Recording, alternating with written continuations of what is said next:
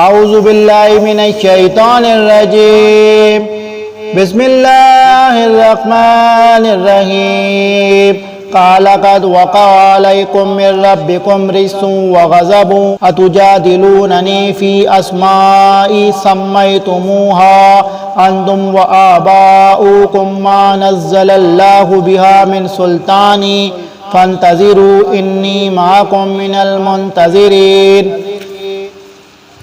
انہوں نے فرمایا کہ بس اب تم پر اللہ کی طرف سے عذاب اور غضب آیا ہی چاہتا ہے، کیا تم مجھ سے ایسے ناموں کے باب میں جھگڑتے ہو جن کو تم نے اور تمہارے باپ دادوں نے ٹھہرا لیا ہے؟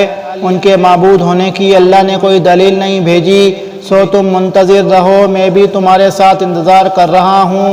رجسن کے معنی تو پلیدی کے ہیں، لیکن یہاں یہ مقلوب بدلا ہوا ہے رجسن سے جس کے معنی عذاب کے ہیں، یا پھر رجسن یہاں ناراضی اور غضب کے معنی میں ہے۔ ابن کثیر اس سے مراد وہ نام ہیں جو انہوں نے اپنے معبودوں کے رکھے ہوئے تھے، مثلا صدا، سمود، ہبا وغیرہ۔ جیسے قوم نوح کے 5 بت تھے جن کے نام اللہ نے قرآن میں ذکر کیے ہیں، جیسے مشرکین عرب کے بتوں کے نام تھے لاتن، عزیہ، مناتن، ہبل وغیرہ، یا جیسے آج کل کے مشرکانہ عقائد و اعمال میں ملوث لوگوں نے نام رکھے ہوئے ہیں، مثلا داتا گنج بخش، خواجہ غریب نواز، بابا فرید شکر گنج، مشکل کشا وغیرہ، جن کے معبود یا مشکل کشا و گنج بخش وغیرہ ہونے کی کوئی دلیل ان کے پاس نہیں ہے۔ فَأَنْجَيْنَاهُ وَالَّذِينَ مَعَهُ بِرَحْمَةٍ مِّنَّا وَقَطَعْنَا دَابِرَ الَّذِينَ كَذَّبُوا بِآيَاتِنَا وَمَا كَانُوا مُؤْمِنِينَ۔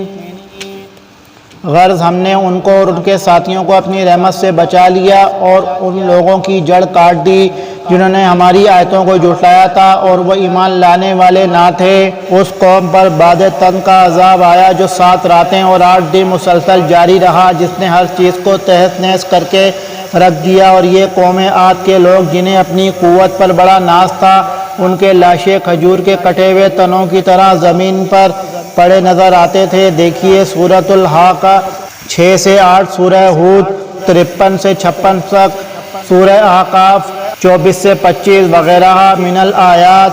وَإِلَىٰ ثَمُودَ أَخَاهُمْ صَالِحًا قَالَ يَا قَوْمِ اعْبُدُوا اللَّهَ مَا لَكُم مِّنْ إِلَٰهٍ غَيْرُهُ قَدْ جَاءَتْكُم بَيِّنَةٌ مِّن رَّبِّكُمْ هَٰذِهِ نَاقَةُ اللَّهِ لَكُمْ آيَةً فَذَرُوهَا تَأْكُلْ فِي أَرْضِ اللَّهِ وَلَا تَمَسُّوهَا بِسُوءٍ فَيَأْخُذَكُمْ عَذَابٌ أَلِيمٌ۔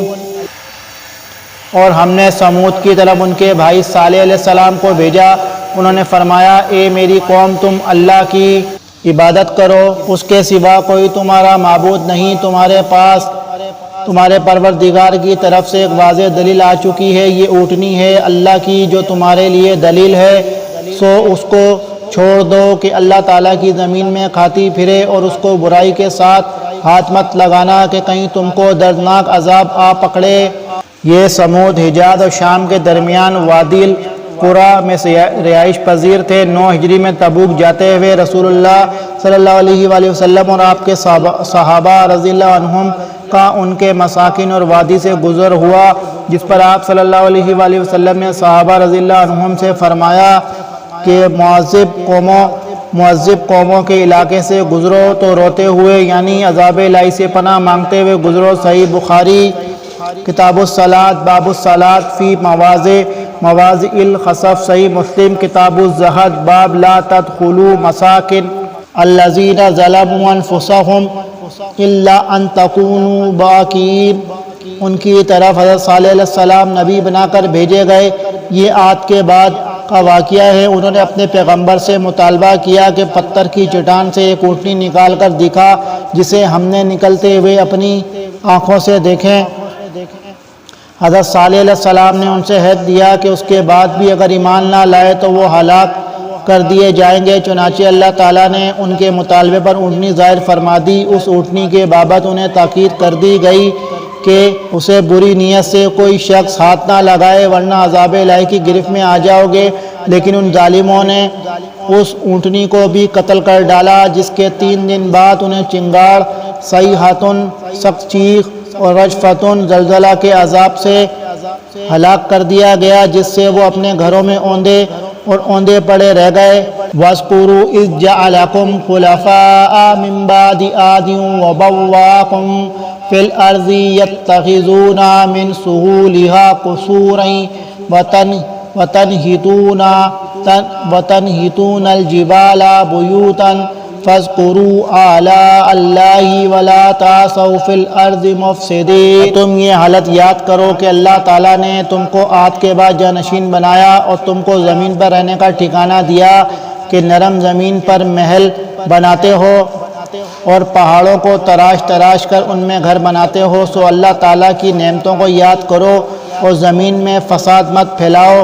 اس کا مطلب ہے کہ نرم زمین سے مٹی لے کر اینٹیں تیار کرتے ہو اور ان اینٹوں سے محل جیسے آج بھی بھٹوں پر اسی طرح مٹی سے اینٹیں تیار کی جاتی ہیں۔ یہ ان کی قوت، صلابت بدن اور مہارت فن کا اظہار ہے، یعنی ان نعمتوں پر اللہ کا شکر کرو اور اس کی اطاعت کا راستہ اختیار کرو، نہ کہ کفران نعمت اور معصیت کا ارتکاب کر کے فساد پھیلاؤ۔ قال الملأ الذین استکبروا من قومه للذین استضعفوا لمن آمن منهم اتعلمون ان صالحا مرسل من ربه قالوا انا بما ارسل به مؤمنون۔ ان کی قوم میں جو متکبر سردار تھے، انہوں نے غریب لوگوں سے جو کہ ان میں سے ایمان لے آئے تھے پوچھا، کیا تم کو اس بات کا یقین ہے کہ صالح علیہ السلام اپنے رب کی طرف سے بھیجے ہوئے ہیں؟ انہوں نے کہا کہ بے شک ہم تو اس پر پورا یقین رکھتے ہیں جو ان کو دے کر بھیجا گیا ہے، یعنی جو دعوت توحید وہ لے کر آئے ہیں وہ چونکہ فطرت کی آواز ہے، ہم تو اس پر ایمان لے آئے ہیں۔ باقی رہی یہ بات کہ صالح واقعی اللہ کے رسول ہے، جو ان کا سوال تھا اس سے ان اہل ایمان نے تعارض ہی نہیں کیا، کیونکہ ان کے رسول من اللہ ہونے کو وہ بحث کے قابل ہی نہیں سمجھتے تھے۔ ان کے نزدیک ان کی رسالت ایک مسلمہ حقیقت و صداقت تھی، جیسا کہ فی الواقع تھی۔ قال الذین استکبروا انا بالذی آمنتم بہ کافرون۔ وہ متکبر لوگ کہنے لگے، تم جس بات پر یقین لائے ہوئے ہو ہم تو اس کے منکر ہیں۔ اس معقول جواب کے باوجود وہ اپنے استکبار اور انکار پر اڑے رہے۔ فَعَقَرُوا النَّاقَةَ وَعَتَوْا عَنْ أَمْرِ رَبِّهِمْ وَقَالُوا يَا صَالِحُ ائْتِنَا بِمَا تَعِدُنَا إِن كُنتَ مِنَ الْمُرْسَلِينَ۔ پس انہوں نے اس اونٹنی کو مار ڈالا اور اپنے پروردگار کے حکم سے سرکشی کی اور کہنے لگے، اے صالح، جس کی آپ ہم کو دھمکی دیتے تھے اس کو منگوائیے اگر آپ پیغمبر ہیں۔ فَآخَذَتْهُمُ الرَّجْفَةُ فَأَصْبَحُوا فِي دَارِهِمْ جَاثِمِينَ۔ پس ان کو زلزلے نے آ پکڑا اور وہ اپنے گھروں میں اوندے کے اوندے پڑے رہ گئے۔ یہاں رجفتٌ زلزلے کا ذکر ہے، دوسرے مقام پر صیحۃ چیخ کا، جس سے معلوم ہوتا ہے کہ یہ دونوں قسم کا عذاب ان پر آیا، اوپر سے سخت چیخ اور نیچے سے زلزلہ۔ ان دونوں عذابوں نے انہیں تہس نہس کر کے رکھ دیا۔ فَتَوَلَّى عَنْهُمْ وَقَالَ يَا قَوْمِ لَقَدْ أَبْلَغْتُكُمْ رِسَالَةَ رَبِّي وَنَصَحْتُ لَكُمْ وَلَكِنْ لَا تُحِبُّونَ النَّاصِحِينَ۔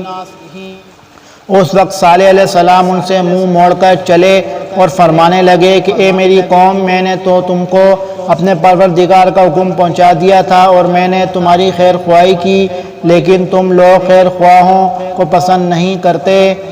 یہ یا تو ہلاکت سے قبل کا خطاب ہے یا پھر ہلاکت کے بعد اسی طرح کا خطاب ہے، جس طرح رسول اللہ صلی اللہ علیہ وآلہ وسلم نے جنگ بدر ختم ہونے کے بعد قلیب بدر میں مشرکین کی لاشوں سے خطاب فرمایا تھا۔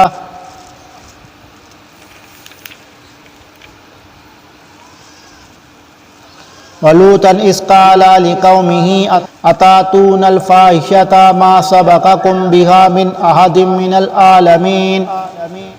اور ہم نے لوط علیہ السلام کو بھیجا جبکہ انہوں نے اپنی قوم سے فرمایا کہ تم ایسا فحش کام کرتے ہو جس کو تم سے پہلے کسی نے دنیا جہاں والوں میں سے نہیں کیا۔ حضرت لوط علیہ السلام حضرت ابراہیم علیہ السلام کے بھتیجے تھے، حضرت ابراہیم علیہ السلام پر ایمان لانے والوں میں سے تھے۔